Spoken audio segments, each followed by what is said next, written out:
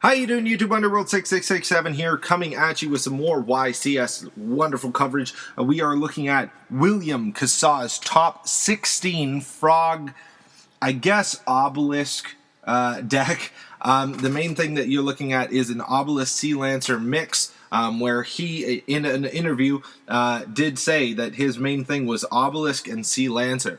Now, we're going to go through this really quickly. 3 Battle Faders, 2 Caius, 3 Dupe Frog, 1 Gores, 1 Jinzo, 2 Light and Darkness Dragon, 3 Obelisk the Tormentor, 3 Poison Draw Frog, 1 Ryza, 2 Ronin Totem, 2 Lancers, 3 Swap Frog, only 2 Treeborn Frog, 2 creature swaps, 1 Dark Hole, 1 Enemy Controller, 1 Heavy Storm, 1 Monster Reborn, 2 My Body's a Shield, 2 Salvage, and 3 Soul Exchange. In the side deck we have 3 DD Crows, 2 Jinzos, 2 Mobius, 3 Raikos, 1 Vanity's Fiend, 1 Creature Swap, and 3 lovely Mystical Space Typhoons. In the extra deck we have Ancient Fairy Dragon, 1 Black Rose, Orient Dragon, Scrap Dragon, Stardust Dragon, 2 Daigusto Phoenix, quite a popular card, especially with regards to the agents, 3 Gachi Gachis, 1 Gaia, 1 number 6 Chronomally Atlantis, 2 number 96 Dark Mist, and 1 Photon Strike Bouncer. So the main purpose of this deck is to reinforce the Treeborn Frog, just special summoning, special summon, special summon. The Ronin Totem will special summon, special summon, special summon once again. The Battle Faders will special summon while your opponent's trying to kill you. Same with the Gores, so you're able to pop out pretty much 3 monsters onto the field right off the bat in your main phase 1 without using your normal summon. So that is going to go really well with the Obelisk and the Light and Darkness Dragon, Jinzo, Vanity's Fiend, Caius, and Ryza. The main purpose of this deck is to tribute off the monsters that are weak and meaningless, that didn't really cost you anything, and then pop out those big, huge, beefy monsters. You guys all saw, Frogs and Frog Monarchs a couple formats ago when Devin did top 16 and top 32 with them at YCS Toronto, and when he went XO all the way into top 32. You're looking at quite a varied deck. The Salvage is going to give you some +1s. The My Body is a Shield is going to give you some big, huge protection. There's quite a number of cards that are really cool in this deck, especially that Sea Lancer.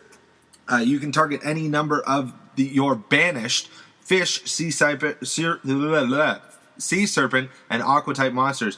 Equip them to this card. The effect can only be used once while this card is face up on the field.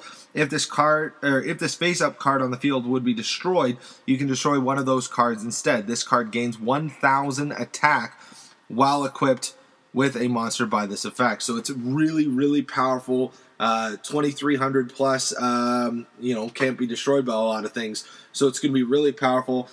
With the use of, the chaos stuff in this kind of a format, with the agents and all that kind of stuff, it is lackluster because that Sea Lancer will be easily removed. But you have a lot of things to stop that from happening. Of course, you've got the DD Crows on the side deck to get rid of, the things coming back from the grave. It's a perfect hand trap for you. As you know, a lot of traps are being played, so that Jinzo and the Mobius is going to be really powerful against those traps that are being played. You got the Raiko for your defense. You got the Vanity's Fiend to negate a lot of the special summon, gangster plays like that. Creature swap just in case your opponent's playing really big beefy monsters, and 3 Mystical Space Typhoons to get rid of those back rows. Once again, his main focus was to get rid of those back rows. Now, as you guys can see, they don't play a lot of traps in this kind of a deck because it's making your Heavy Storm and your 3 MSTs that you possibly play a pretty much dead draw. You can't play against something that isn't being played. So that's the whole point of playing no traps whatsoever in a deck. Some people say, it's better to play Treacherous Trap Hole than no traps at all. But really, that just makes 4 cards attack that 1 card. It's still going to be a 1-for-1. You want to limit your opponent's plays so they can't play those cards. So, looking at this deck, we can see why he did quite well. He thought of the format rather than what is normally in a Frog Monarch deck and played accordingly. Thank you very much for watching. As you guys can see in the bottom left-hand side of the screen, we have quite a number of other decks that you can check out in the channel. So if you want to click Underworld 6667 just above this video, you can.